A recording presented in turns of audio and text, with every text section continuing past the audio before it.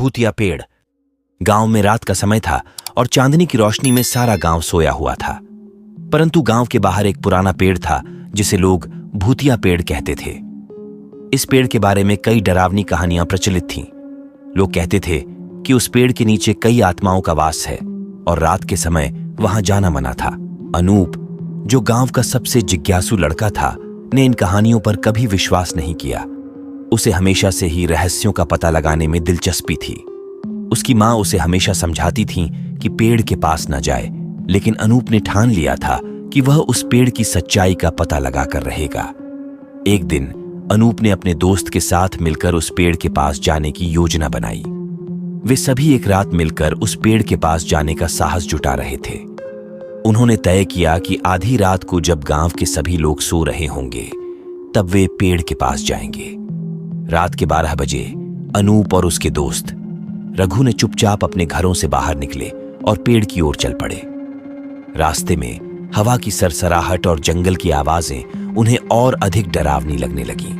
पेड़ के पास पहुंचते ही उन्हें वहां एक अजीब सी शांति महसूस हुई। ये शांति उन्हें असहज करने लगी। पेड़ के चारों ओर घना अंधेरा था और केवल चांदनी की हल्की रोशनी ही दिखाई दे रही थी। अनूप ने सबसे पहले पेड़ को छूने का निर्णय लिया। जैसे ही उसने पेड़ की छाल को छुआ, उसे एक ठंडी लहर अपने शरीर में दौड़ती हुई महसूस हुई। अचानक पेड़ के नीचे से एक धीमी सी आवाज आने लगी। रघु और अनूप दोनों डर गए। अचानक एक बूढ़ी औरत का चेहरा पेड़ के तने से उभर आया। वह चेहरा अत्यंत भयानक था और उसकी आंखें गुस्से से भरी हुई थीं। क्यों आए हो तुम लोग यहां? वह गरजती आवाज में बोली।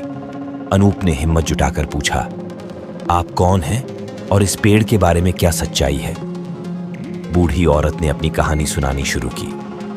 वह बताने लगी कि वह एक समय में इस गांव की निवासी थी और उसका नाम सविता था।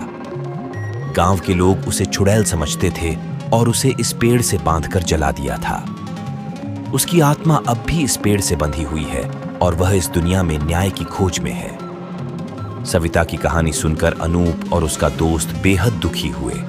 उन्होंने सविता की आत्मा को मुक्त करने का संकल्प लिया। उन्होंने गांव के पुरोहित से सलाह ली और पता चला कि एक विशेष पूजा से आत्मा को मुक्त किया जा सकता है। अगले दिन उन्होंने पुरोहित के साथ मिलकर पेड़ के पास पूजा की तैयारी की। सभी गांव वाले भी इस पूजा में शामिल हुए। पुरोहित ने मंत्रों का जाप किया और आत्मा को मुक्त करने की प्रक्रिया शुरू की।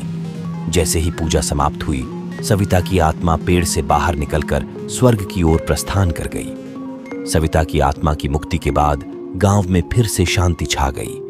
अब लोग उस पेड़ के पास जाने से नहीं डरते थे और अनूप और उसके दोस्त को गांव के हीरो के रूप में देखा जाने लगा। उन्होंने अपने साहस और दृढ़ता से यह साबित कर दिया था कि डर को मात देकर सच्चाई की खोज की जा सकती है। क्या आपके गांव में या आसपास भी भूतिया पेड़ है? कमेंट्स में बताएं। और अगर चैनल पर नए आए हो तो वीडियो को लाइक और चैनल को सब्सक्राइब कर ले। धन्यवाद।